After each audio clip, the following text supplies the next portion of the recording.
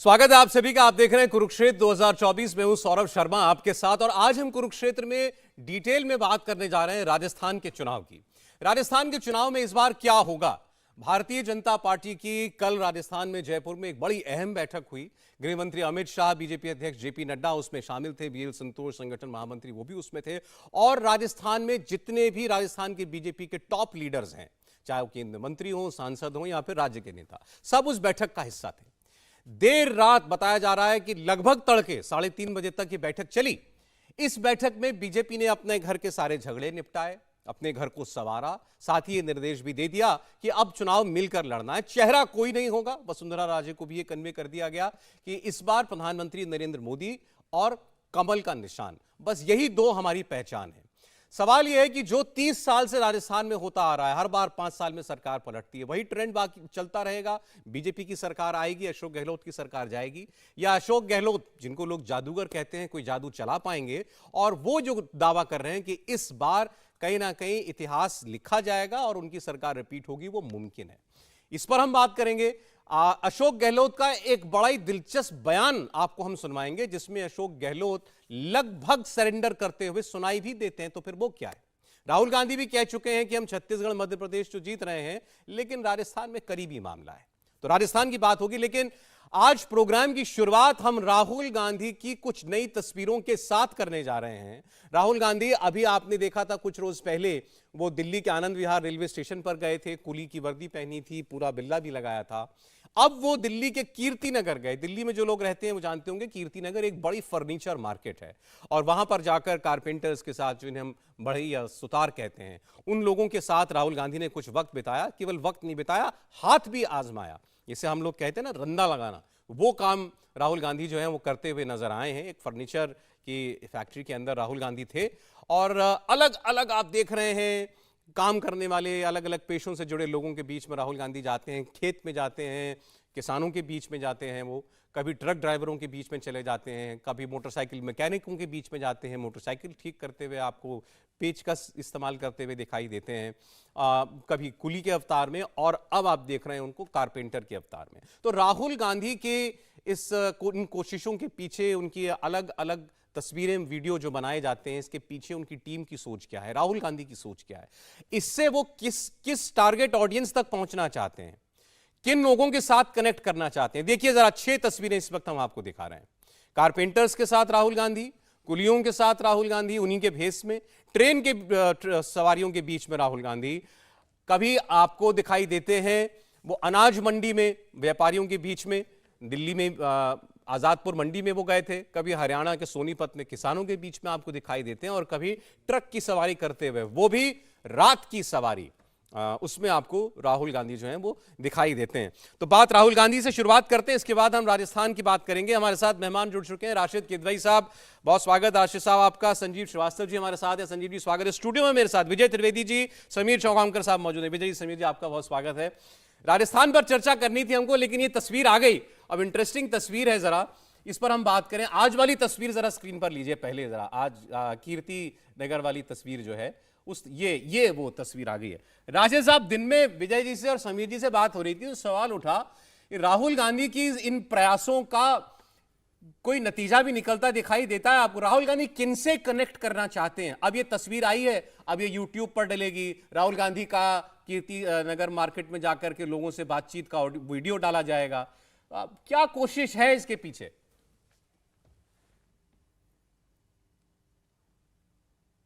सौरभ, आप मुझसे पूछ रहे हैं? जी राशिद जी। जी देखिए, राहुल गांधी की एक तरीके से पार्टी के स्तर पे या उनकी जो टीम है वो उनकी छवि बदलने का प्रयास कर रही है, और आज से नहीं, काफी समय से चल रहा है। और भारत जोड़ो यात्रा के बाद से उसमें और ज्यादा गति आई है। दरअसल राहुल गांधी के व्यक्तित्व को लोग ठीक से समझते नहीं है। कांग्रेस या राहुल गांधी के जो समर्थक हैं, उनका मानना यह है कि राहुल गांधी की गलत तरह की एक छवि पेश की गई। एक अलग किस्म का उनको, जैसे नरेंद्र मोदी जी का एक था कि ना, नामदार कामदार, तो वो नामदार है, और एक उनके एक तरीके का है, तो अपने आप को बहुत ही व्यवहारिक, डाउन टू अर्थ, जमीन से जुड़े हुए तमाम चीजों में जिन हर चीज में उनकी रुचि है, और जो समाज के जो लोग हैं, जो मेहनतकश लोग हैं, उनसे राहुल गांधी अपने आप को आइडेंटिफाई कर रहे हैं। इसका कोई राजनीतिक अर्थ निकाला जाए, बिल्कुल, क्योंकि वो एक राजनीतिक दल से जुड़े हुए हैं। एक उनकी छवि को मतलब एक पॉपुलराइज किया जा रहा है, क्योंकि सौरभ आप देखिए राहुल गांधी का एक पॉलिटिकल ग्राफ देखिए आप, वो ग्राफ 2004 में जब वो आए तो उसमें वो बढ़ा 11 तक, और 11 के बाद में एकदम से उसका डिक्लाइन हुआ।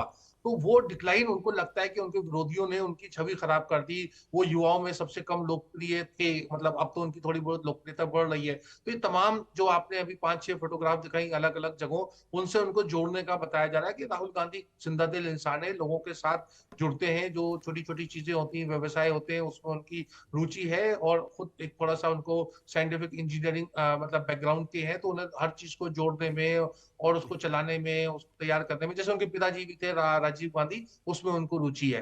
अरे एक काम दो काम में रुचि हो सकती है राशिद साहब, इतने सारे कामों में कैसे रुचि हो सकती है? मतलब अब कुली के काम में तो रुचि तो नहीं हो सकती ना राहुल गांधी की? जी देखिए, कुली है, मजदूर है, किसान है, उससे वो आइडेंटिफाई करते हैं। लेकिन राहुल गांधी का, जैसे राहुल का मैं, क्योंकि मैंने काफी इस चीज का स्टडी किया है, अपनी किताब में भी लिखा है कि वो राजीव गांधी क्या करते थे, तो खिलौना लाते थे, तो वो खिलौना राहुल गांधी उसको पूरा डिसमेंटल करके फिर से बनाते थे। मतलब जो कार होती है, ट्रक होता है, इस तरह की। तो इस संदर्भ में मैं कह रहा हूँ कि उनकी बहुत सारी चीजों की रुचि है, और हर चीज में वो बहुत ज्यादा दिलचस्पी लेते हैं। आप देखें आज जो कीर्ति नगर की फोटोग्राफ है, कभी वो आरी पकड़े हुए हैं, कभी रंदा पकड़े हुए हैं, मतलब हर तरह से जो लकड़ी के काम में भी उन्हें एक इंटरेस्ट है, क्यूरियोसिटी, एक जिज्ञासा। तो इसका एक राजनीतिक पहलू है और एक व्यक्तिगत पहलू है। राजनीतिक पहलू ज्यादा महत्वपूर्ण है, क्योंकि राहुल देखिए गांधी सर, अब राहुल गांधी नेता हैं और अब चुनाव का साल है, तो हर चीज तो राजनीति से जुड़ी जाएगी। अब प्रधानमंत्री ने क्या कहा?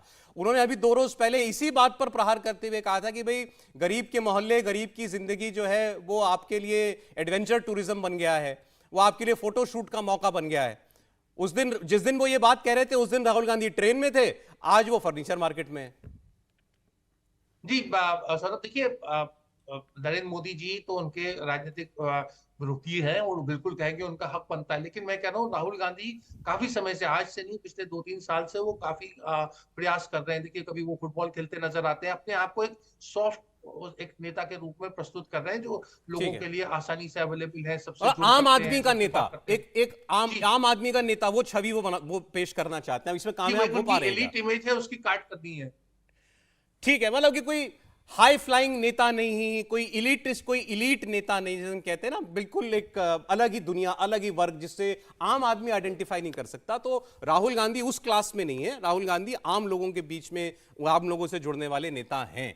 क्या ये इमेज बन पा रही है इतनी कोशिशों के बाद? 6-7 तस्वीरें तो हम नहीं दिखा दी। जी देखिए सौरभ जी, बात क्या है कि राहुल गांधी जी कोशिश कर रहे हैं, जिस पर हम लोग सुबह भी चर्चा कर रहे थे। लेकिन क्या है, जिस परिवार के 3-3 लोग प्रधानमंत्री रहे हों, लगातार 30-40 साल सत्ता में रहे हों, एमपी रहे हों, क्षेत्र उनके अलग हों, पार्टी पर उनका एक तरह से पूरी तरह से कब्जा हो, तो उससे उनकी एक इमेज ऐसी बनी हुई थी राहुल गांधी की, और पूरे गांधी परिवार को, खासतौर से जो उनके विरोधी हैं, राजनीतिक विरोधी, उन्होंने भी ये बनाई। तो अब उस इमेज को तोड़ने की कोशिश में वो लगे हुए हैं कि कैसे वो आम पहले आदमी तो के साथ इमेज क्या है ये बता दीजिए, जो तोड़ने की कोशिश है वो क्या नहीं, इमेज है? वो इमेज यही है ना कि वो एक बड़े परिवार के हैं, और जिसको भारतीय जनता पार्टी कहती है सिल्वर स्पून बेबी, जिस तरह से बात करते हैं। और आज राहुल गांधी ये कोशिश कर रहे हैं, लेकिन आप 2013 में देखिए कि वो उपाध्यक्ष बनते हैं जयपुर की सभा में। वहाँ पर हालांकि उस समय प्रेसिडेंट बनाने की भी कोशिश हो रही थी, लेकिन वाइस प्रेसिडेंट बनाया गया, उसके बाद प्रेसिडेंट बनाया गया, और उसके बाद 50 इलेक्शंस हुए विधानसभाओं के, उसमें 90% से ज़्यादा कांग्रेस हार गई। तो उस इमेज को कैसे तोड़ा जाए? फिर बार बार हो रहा है कि हेमंत बिस्वा शर्मा क्या कहते हैं आपको कि वो जब मिलने जाते हैं पॉलिटिकल लीडर्स, तो वो उनको अपने डॉगी को बिस्किट खिला रहे होते हैं।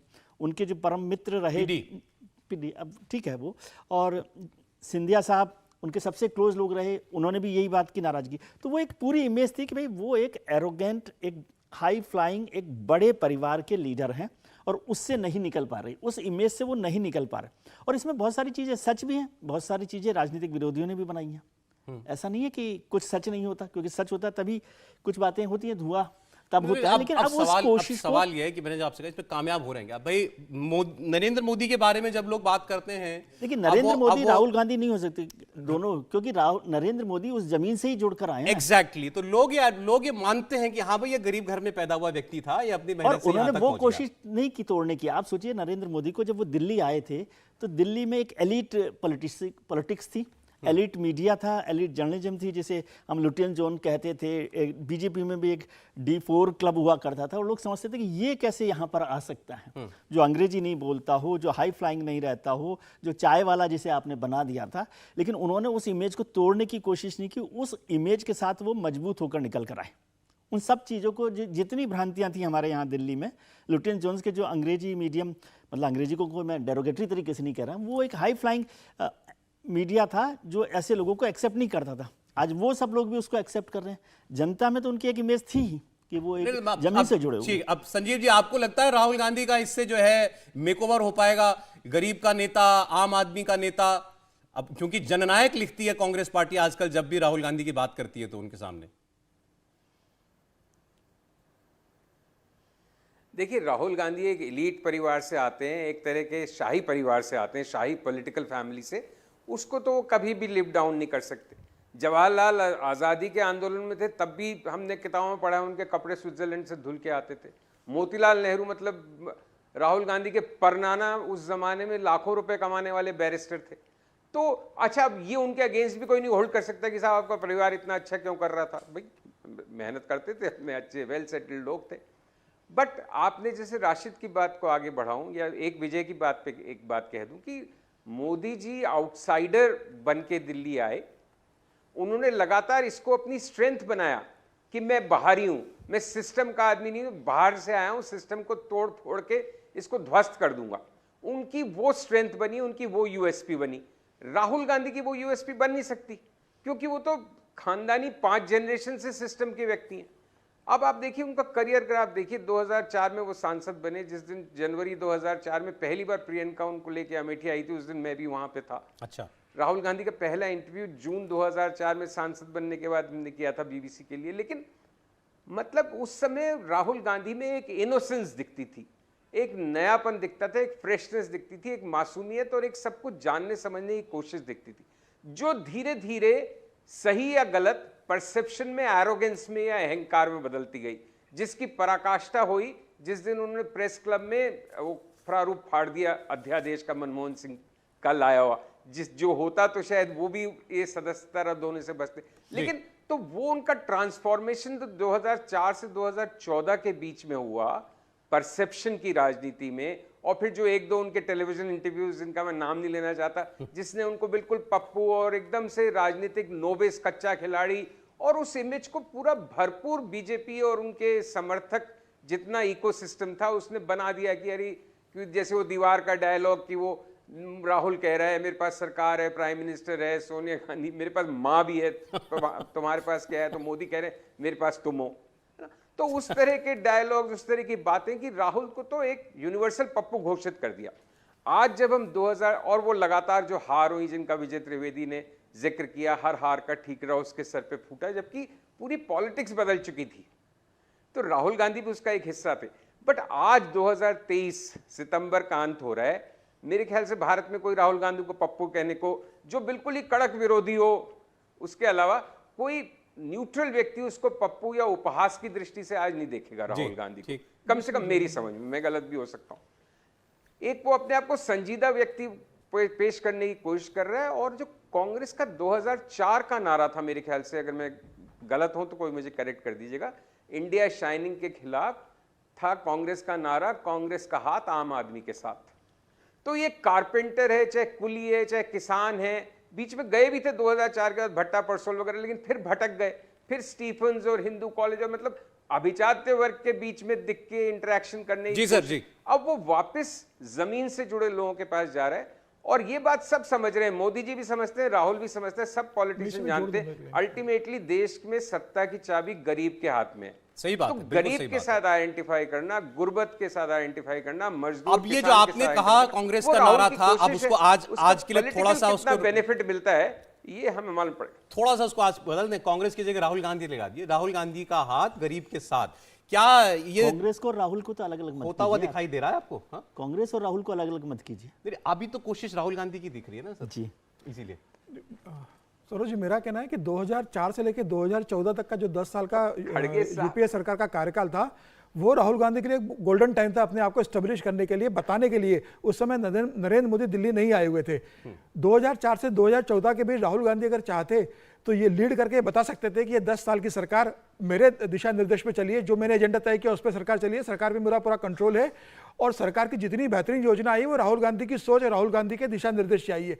14 साल में कहीं नजर नहीं आया। 2010 के बाद 11 के बाद नरेंद्र मोदी की आहट दिल्ली में सुनाई देने लगी थी कि नरेंद्र मोदी दिल्ली, और 12 के बाद तो तय हो गया था कि प्रधानमंत्री नरेंद्र मोदी दिल्ली आएंगे, भारतीय जनता पार्टी का 2014 के चुनाव में चेहरा बनेंगे। उस वक्त भी राहुल गांधी कहीं आगे बढ़कर लीड करने की स्थिति में नहीं रहे कि वो पार्टी को लीड कर रहे हैं, और मोदी को आने से रोकने के लिए उनकी क्या रणनीति है, और 10 साल का उनकी सरकार की असफलता रही है यूपीए सरकार की, उसको वो कैसे टैकल करके 2014 का चुनाव लड़ने जा रहे हैं। मुझे ऐसा लग रहा है कि 2004 से 2014 का जो टाइम था राहुल गांधी को अपने आप को भारतीय राजनीति में स्टैब्लिश करने का और बताने का कि कांग्रेस सरकार चला सकती है और राहुल गांधी के बताए हुए विजन पर चलेगी, जो योजना राहुल गांधी बता रहे केंद्र सरकार उसे लागू कर रही है, और मनमोहन सिंह पूरी तरीके से राहुल गांधी के दिशा निर्देश पे काम कर रही है। सरकार बताने में भी अगर एक आम आदमी आज राहुल गांधी की अलग अलग तस्वीरें देख रहा है, तो क्या वो अट्रैक्ट हो रहा होगा? क्या वो राहुल गांधी को गंभीरता से लेना शुरू करेगा? क्या उसको राहुल गांधी में एक लीडर दिखाई देगा अपना, इन तस्वीरों की वजह से? मैं तो ये जानना चाह रहा हूं। नहीं, उससे इमेज में थोड़ा सा फर्क आएगा ना। जो एलीट एक इमेज थी, और धीरे धीरे होता है, ये सब एकदम नहीं होगा, लेकिन वो जो एडवेंचर, फिर वो मोटरसाइकिल भी चलाते हैं, फिर वो लद्दाख का पूरा दौरा मोटरसाइकिल पर। एडवेंचर टूरिज्म जब होता है, और जैसे ही मैं देखता हूँ कि आज वो कीर्ति नगर में, मतलब मेरा मतलब कोई भी आम आदमी भी देख रहा है तो वो सोचता है कि ठीक है ये काम कर रहे हैं, कुली के साथ कर रहे हैं, फिर अगले दिन हम देखते हैं उनको कि वो बेल्जियम में है, फिर वो बाइक पर लद्दाख में चल रहे हैं, तो वो दोनों चीज़ों को डिस्कनेक्ट होता है। और अब जैसे इलेक्शंस को मैं देख रहा हूँ कि कई बार वो कई चीज़ें करते हैं। अभी पार्लियामेंट में जब चल रहा था, वो हमेशा जिस बात पर हम चर्चा करें कि ऑडियंस समझ ही नहीं पा रही शायद, कि जिस दिन पार्लियामेंट में बोलना था तो वो अंग्रेजी में अपना भाषण दे रहे हैं, उस समय उनको पूरा देश हिंदी में सुनना चाह रहा है। आपने देखा होगा पॉलिटिकल लीडर्स क्या करते हैं, नरेंद्र भाई हैं, उनको लगता है नरेंद्र साउथ मोदी में जी मेरी गुजरात audience जाएंगे ज्यादा है, तो उनको शायद ये लगता वो हो। गुजराती में बोलेंगे। ममता बनर्जी जब वेस्ट बंगाल का इलेक्शन होगा तो कुछ भी कर लीजिए आप, वो बंगाली में बोल रहे होंगे, उद्धव ठाकरे मराठी में बोल रहे होंगे, क्योंकि उनको पता है कि उनकी टारगेट ऑडियंस क्या है। अरे एक बार जरा, यह बात आपने सुबह भी कही थी, जी। ये समझ नहीं आता राहुल गांधी इससे हासिल क्या करना चाहते हैं, किस तक अपनी छवि ये रशीद पहुंचाना भाई चाहते ज्यादा हैं? बेहतर समझा सकते हैं। जी, एक बार राशिद साहब कुछ कह रहे हैं, फिर जरा राजस्थान पर बढ़ेंगे हम। जी राशिद जी। जी चलो देखिए, मेरा इसमें थोड़ा सा मत अलग है। मुझे लगता है कि राहुल गांधी समझ नहीं पाए। देखिए क्या होता है, बहुत से राजनीतिक दल और उनके नेता, मैं किसी का नाम नहीं लूंगा क्योंकि ऐसा लगेगा कि मैं उनकी आलोचना कर रहा हूँ, उनका हर चीज, हाव भाव, बातचीत, संवाद, सब बड़ा ही एक मतलब क्यूरेटेड होता है। उसके पीछे पूरी एक प्लानिंग होती है कि आप ऐसे कर रहे हैं तो ऐसे, इधर देखें, इधर कैमरा है, उधर वो है, तमाम। राहुल गांधी ने तमाम चीजों को, इस चीज का ध्यान नहीं दिया। लेकिन उनकी पूरी एक इमेज जो थी वो सोशल मीडिया, और उसके लिए वो पप्पू सर ये भी तो प्लान्ड है। कर रहे थे। ये सारी विजय जी कह नहीं पा रहे, मेरे से कहलवा रहे हैं। नहीं, ये सारी एक्सरसाइज, वो तो पता है कि ये सारी एक्सरसाइज, और इसमें कोई बुरी बात नहीं है ना। देखिए इसमें कोई बुरी बात नहीं है कि प्लान तरीके से अपने परसेप्शन को अपने। अच्छा एक बार राशिद जी की बात आ जाए पूरी। जी बोलिए। अगर आप राहुल गांधी को राजनीतिक चश्मे से ना देखें तो भारत जोड़ो यात्रा के समय और उसके बाद भी इसमें उनको, आपको एक सहजता नजर आएगी। वो जब पुलियों से बात कर रहे होते हैं तो ऐसा नहीं होता कि उनकी नजर कैमरे पर लगी हुई है या वो बात ऐसी कह रहे हैं कि इसमें कोई पॉलिटिकल पॉइंट करना चाह रहे हैं। तो राहुल गांधी एक, मेरी नजर में, हो सकता है मेरी बात गलत हो, वो एक सहज इंसान है। उसको लोगों का एक मीडिया प्रदर्शन गलत हुआ और उसमें वो खुद भी चूके। उन्हें पता है कि वो किस मतलब विरोधियों के साथ लड़ रहे हैं या किस तरह का पॉलिटिकल सिस्टम है। मैं बहुत ही जल्दी से एक बात का जिक्र करना चाहूंगा जो विजय ने जिक्र किया था।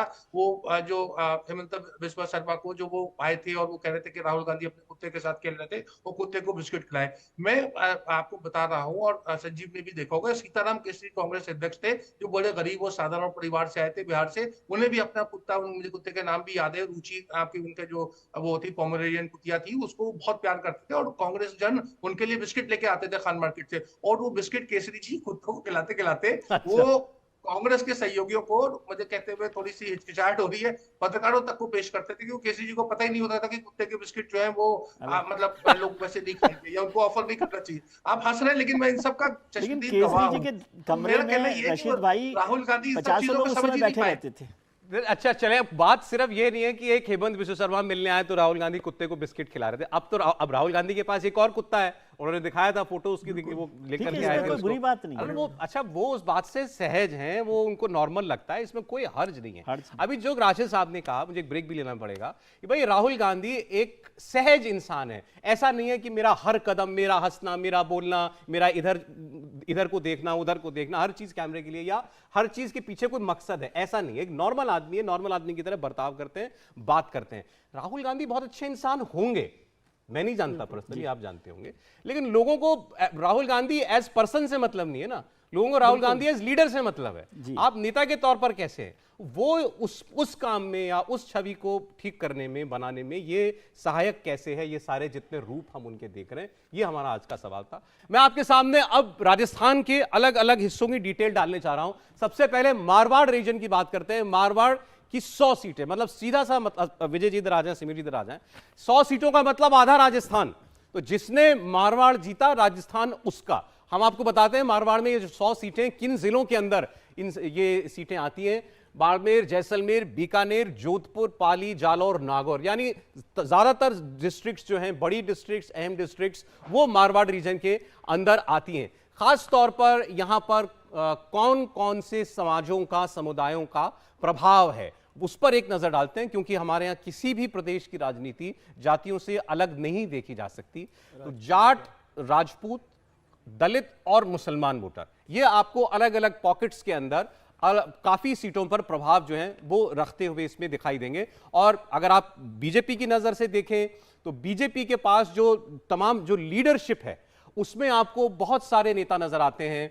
गजेंद्र शेखावत राजपूत नेता, अर्जुन राम मेघवाल दलित नेता हैं, कैलाश चौधरी, सतीश पूनिया जाट नेता हैं, ज्योति मिर्धा जो हैं वो जाट नेता हैं। 100 सीटों वाला सर मारवाड़, बिल्कुल जिसने जीता राजस्थान जीता। सबसे महत्वपूर्ण है क्योंकि 50% सीट्स हैं, और उसमें सबसे महत्वपूर्ण बात है कि जोधपुर और ये पूरा जो मारवाड़ रीजन है, जिसमें जोधपुर सबसे बड़ा संभाग एक तरह से है, जोधपुर, नागौर, जिलों पर आ जाए। हाँ, जोधपुर, नागौर, बीकानेर, जैसलमेर, बाड़मेर, पाली, जालौर, ये सारे जिले उसके हैं।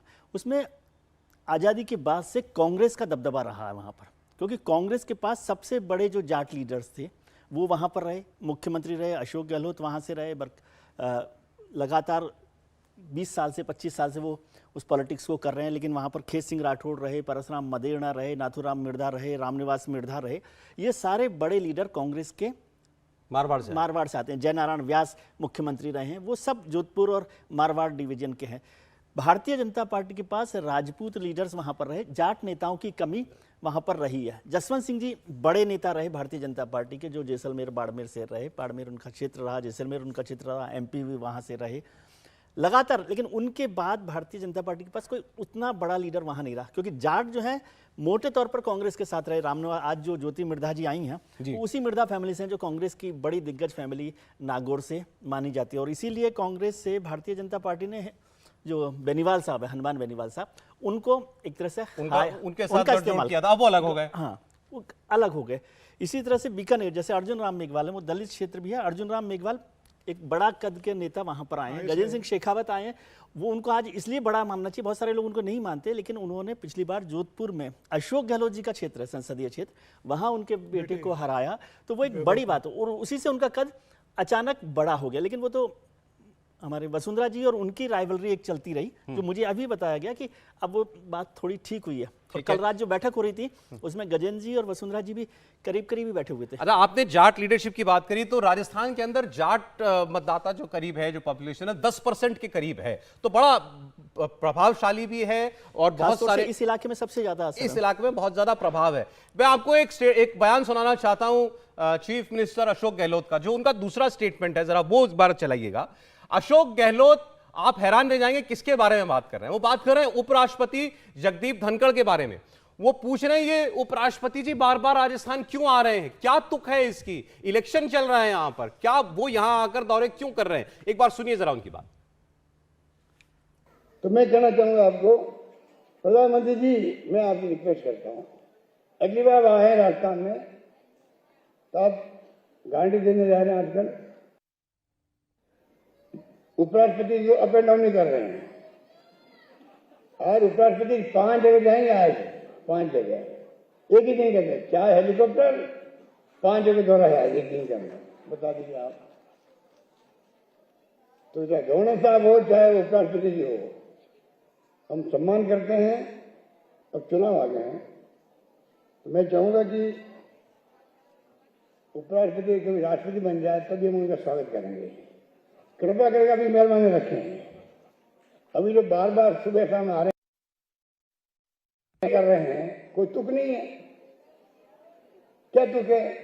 चुनाव चल रहे हैं राजस्थान के अंदर। तो उपराष्ट्रपति जगदीप धनखड़ के राजस्थान दौरों पर वो सवाल उठा रहे हैं। वो राजस्थान के हैं, जाट समुदाय से भी आते हैं। आपको लग रहा है बीजेपी इस चुनाव में इनको चुनावी राजनीति के लिए उपराष्ट्रपति का इस्तेमाल कर रही है?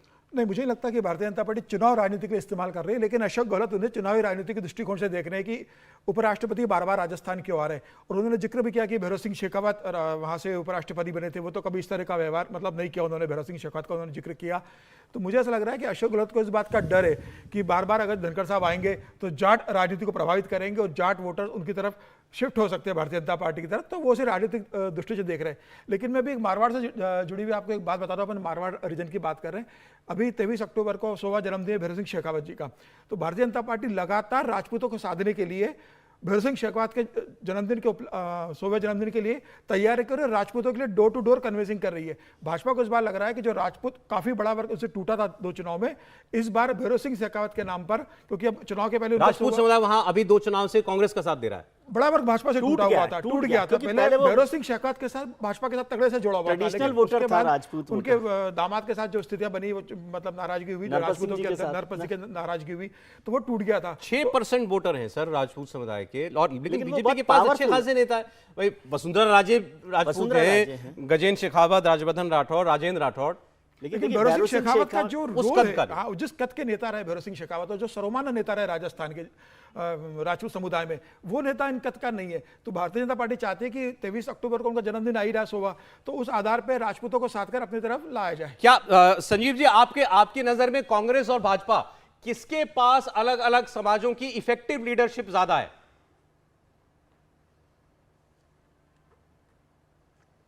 देखिए, मैं सबसे पहले अगर आप अनुमति दें तो जगदीप धनखड़ साहब की बात कर लूं। जगदीप धनखड़ के बारे में जो अशोक जी का बयान आया है, वो एक्चुअली मुझे उससे बहुत आश्चर्य हुआ, क्योंकि जगदीप धनखड़ और अशोक गहलोत की बहुत गाढ़ी मित्रता है। जगदीप धनखड़ के जो भाई हैं रणदीप धनखड़, वो अशोक गहलोत के सबसे विश्वास पात्र लोगों में से हैं और कांग्रेसी हैं। वसुंधरा के खिलाफ अशोक गहलोत और जगदीप धनखड़ का बहुत पुराना एका रहा है। अशोक गहलोत जी ने अपने उस संबोधन में कहा कि उन्होंने कितना बड़ा एक भोज किया था और सार्वजनिक सम्मान किया था भैरव सिंह जी का। उन्होंने उसी तर्ज पे ये नहीं कहा कि जगदीप धनखड़ जी के बनने पे उन्होंने सार्वजनिक सम्मान किया था और सीएम रेजिडेंस पे रात्रि भोज किया था, जिसमें बड़ी संख्या में लोगों को बुलाया गया था। मैं भी वहां पे गया था, कई पत्रकार गए थे। तो मतलब जगदीप धनखड़ जो एक्चुअली दोनों अलग पॉलिटिकल पार्टीज में है, लेकिन बहुत मामलों में उनका कंसेंसस और एक राय है। उनके बारे में ये बयान, अब ये गहलोत जी की पॉलिटिक्स है कि उनका एक और ट्रम्प कार्ड है कि उनका डेस्परेशन है, इसका आकलन मुश्किल, लेकिन ये बयान चौंकाने वाला था, क्योंकि जगदीप धनखड़ के साथ उनकी व्यक्तिगत इक्वेशन बहुत गहरी है, बहुत गहरी है। एक तो बात ये होगी। और जहां तक जातियों को साधने की बात है, समीर बहुत अच्छी तरह समझते हैं राजस्थान को, लेकिन एक बात मुझे जो थोड़ा वो लगा, राजपूतों को साधने का प्रयास भैरव सिंह जी के शताब्दी वर्ष 23 अक्टूबर 2023 को जो 100 साल की उनकी जन्म जयंती होती, वो एक प्रयास है बीजेपी का, लेकिन उसमें ये नहीं कि राजपूत कांग्रेस की तरफ छिटक गए थे।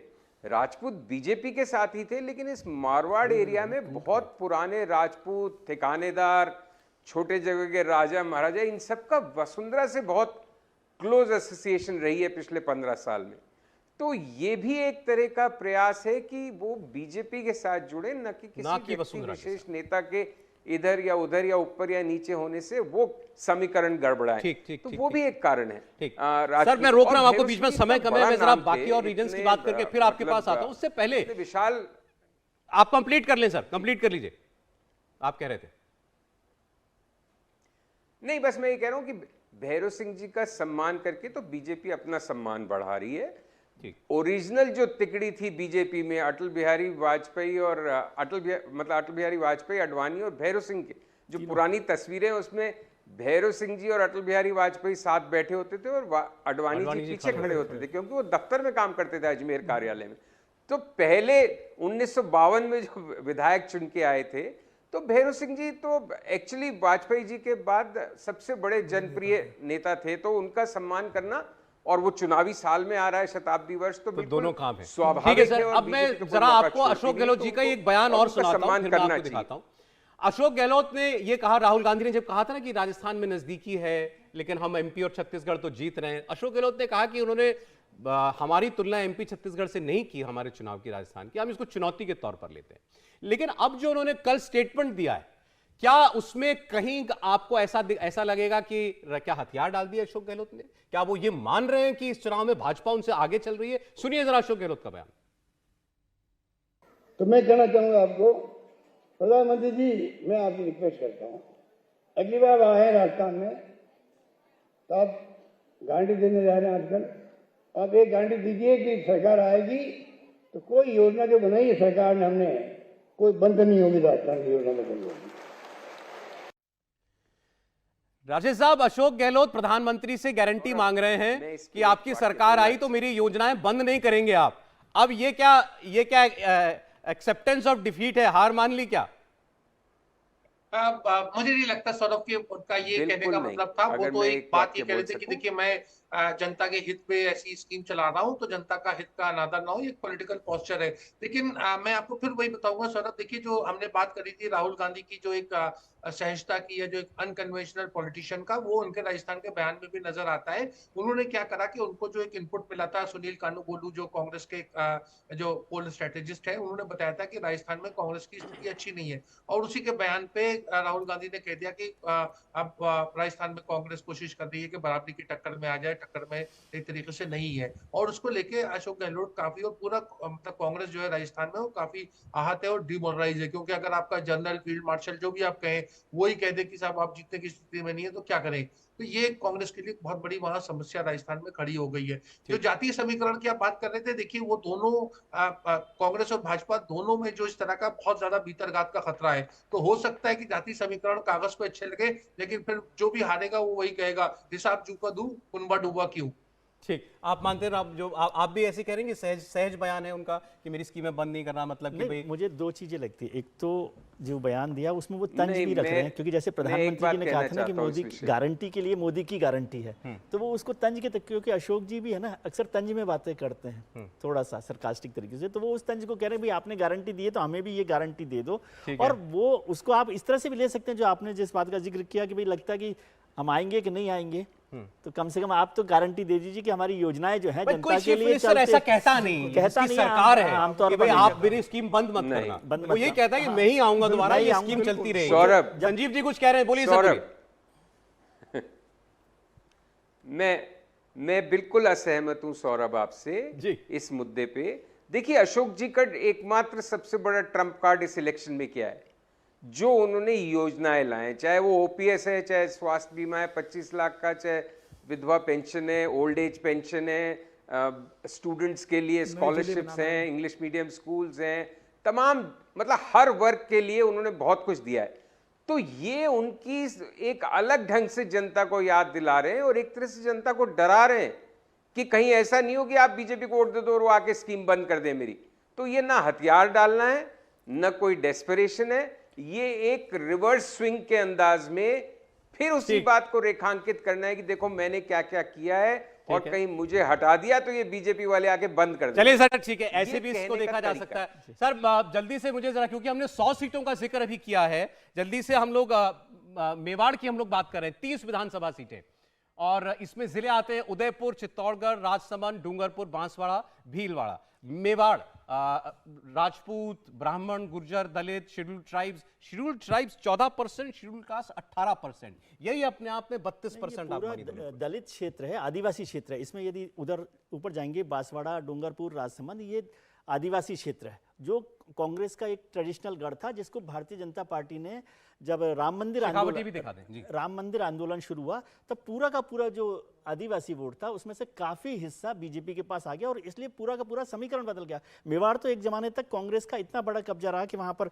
मोहनलाल सुखाड़िया, जो राजस्थान के सबसे लंबे समय तक मुख्यमंत्री रहे, मोहनलाल सुखाड़िया उदयपुर से आए, हरदेव जोशी बांसवाड़ा से आए, वो सब लोगों ने कांग्रेस पूरी तरह से मेवाड़ में कब्जे पर थी। लेकिन उसके बाद मेवाड़ में है मजबूत नेता बीजेपी के पास। अब कम लोग हैं, लेकिन जैसे सीपी जोशी नाम... भी बीजेपी के अध्यक्ष ही हैं। दिया कुमारी वहां से राजसमंद से वहां पर है, लेकिन भारतीय जनता पार्टी के मुकाबले कांग्रेस के वहां पर मजबूत नेता रहे हैं। सीपी जोशी जो दूसरे हैं, जो विधानसभा अध्यक्ष भी रहे, एक जमाने में केंद्र में मंत्री रहे, वो भी वहीं से आते हैं। हीरालाल देवपुरा वहां से रहे, शिवचरण माथुर वहां से रहे। तो राजस्थान मेवाड़ के बारे में एक इंटरेस्टिंग बात मैं बता देता हूं कि अभी प्रधानमंत्री मोदी ने जो 15 अगस्त को घोषणा की थी विश्वकर्मा योजना की, तो इस सांसद सीपी जोशी को बताया गया है कि इस क्षेत्र में खास तौर से जो आदिवासी और SC/ST लोग हैं उनको ये योजना फोकस करना है और वहां से ऐसे डाटा तैयार करो कि उन पर ये योजना पहुंच सके और उस योजना का लाभ ले सके। क्योंकि भारतीय जनता पार्टी को इस क्षेत्र में, आदिवासी क्षेत्र और दलित क्षेत्र में पिछले चुनाव में नुकसान हुआ था, तो विश्वकर्मा योजना के माध्यम से वो इस क्षेत्र शेखावटी दिखा दीजिए, शेखावटी हमें शेखावटी क्षेत्र का दिखा दीजिए। शेखावटी के 25 विधानसभा सीटें जो हैं इसके अंदर आती हैं, चुरू, सीकर, झुंझुनू, ये बेल्ट है शेखावती वाली। और इसमें गुर्जर, जाट, राजपूत, ब्राह्मण, मिक्स ऑफ आप कह सकते हैं। इसमें जाट सभी समाज के लोग हैं। खासतौर से जो हमारे धनखड़ साहब हैं वो भी उसी इलाके से आते हैं, जो जाट प्रभुल क्षेत्र है। और ये भारतीय जनता पार्टी के लिए कंफर्टेबल जोन वाला क्षेत्र रहा है शेखावाटी। यहाँ पर भारतीय जनता पार्टी अपनी जो है व्यवस्था को बनाए रहे। राजेंद्र राठौड़ विपक्ष का नेता भी ऐसे बनाया उन्होंने, राजेंद्र राठौड़ बड़ा नेता है वहाँ का, चूरू से तो वो वहाँ पर हैं। तो भारतीय जनता पार्टी के लिए कंफर्टेबल। ढूंढाड़ अगला क्षेत्र दिखा दीजिए, ढूंढाड़ क्षेत्र। यहाँ भी करीब 25 विधानसभा सीटें आती हैं। और तो जयपुर का क्षेत्र हुआ, जयपुर वाला, दौसा, टोंक भी इसमें ही है। हाँ, टोंक भी इसी में है, करौली, क्योंकि ये ईस्टर्न राजस्थान का हिस्सा है। ये भी भारतीय जनता पार्टी के गढ़ों में से एक माना जाता रहा एक जमाने तक, क्योंकि भैरव सिंह शेखावत की पूरी राजनीति ढूंढाड़ क्षेत्र से चली है। और ढूंढाड़ राजस्थान का ताकतवर राजनीतिक क्षेत्र है, क्योंकि राजधानी वहां से है, राज्यवर्धन है। गुर्जर भी यहाँ पर प्रभावशाली है। मैं आप चारों के बीच में एक स्नैप पोल कर लेता हूं। अभी इस वक्त राजस्थान का चुनाव जो है आपके समझ, संजीव जी शुरुआत आपसे, कौन आगे दिखाई दे रहा है इस वक्त आपको? देखिए, इस वक्त तो मुझे बीजेपी आगे दिखाई दे रही है। क्लियर, मतलब, और ऐसा भी लग रहा है आपको कि अशोक गहलोत जी नजदीक पहुंच रहे हैं? नहीं, उन्होंने कंटेस्ट कर लिया है, तगड़ा चुनाव होने वाला है। मैं कह रहा हूं, आपने इस वक्त की बात की, मैं इस वक्त की बात कर रहा हूं। अब सब तरफ के कैंडिडेट्स आ जाएं, क्या होता है। ठीक है, आज के हालात में ऐसा तो नहीं है मुझे कहीं से निकाल दिया जाएगा इस उत्तर पे अगर गलत हो गया तो। आज के हालात में कांग्रेस ने वापसी की है, क्योंकि पिछले 6 महीने पहले आप देखते तो कांग्रेस कहीं थी नहीं इस चुनाव में। अशोक जी ने कोशिश की है, लेकिन भारतीय जनता पार्टी को बड़ी एज है, मतलब कोई ऐसा नहीं है गैप है, मतलब दोनों गैप है। तो अब वो कितना गैप को अशोक गहलोत भर सकते हैं ये देखने की बात है, लेकिन बीजेपी के पास एज है। विजय जी के पास से पूरी तरह सहमत हूँ। कांग्रेस ने दौड़ में आ गई है। कांग्रेस जिस हिसाब से अशोक गहलोत ने नए जिले बनाए, महिलाओं के लिए योजना लेके आए, गैस सिलेंडर कम कर दिया, उसके बाद वो वापस दौड़ में जरूर आए। लेकिन जमीनी स्तर पर जो अशोक गहलोत और सचिन पायलट का झगड़ा चल रहा है, उसके कारण कांग्रेस वहां पिछड़ेगी। और भारतीय जनता बड़ा पार्टी मुद्दा मानते हैं, वो बड़ा मुद्दा है कांग्रेस के जमीनी स्तर के ऊपर। और भारतीय जनता पार्टी के अंदर जिस तरह से अमित शाह ने कल बैठक ली, नड्डा थे, और संगठन एकत्रित होते जा रहा है, वो भारतीय जनता पार्टी को आगे लेके जा रहा है। और इस आधार पर भारतीय जनता पार्टी वहां कंफर्टेबली सरकार। फाइनल कमेंट, अशोक गहलोत को अपसेट कर सकते हैं क्या? जी, मुझे इसकी उम्मीद बिल्कुल नहीं है। मुझे लगता है वहां पर अगर वसुंधरा राजे की बगावत न हुई एक औपचारिक रूप से, तो भाजपा के लिए बहुत कंफर्टेबल है। 1 हॉर्स रेस है। 1 हॉर्स रेस, बड़ा एम्फेटिक जवाब है उनका। बहुत शुक्रिया राशिद साहब, संजीव जी, समीर जी, विजय जी, बहुत शुक्रिया। आज हमने राजस्थान की बात की, आपके सामने हर पहलू से बात करने की कोशिश की है। ऐसे ही कभी मध्य प्रदेश, कभी छत्तीसगढ़ की भी आपके सामने हम डिटेल रखेंगे। कुरुक्षेत्र में आज बस इतना ही।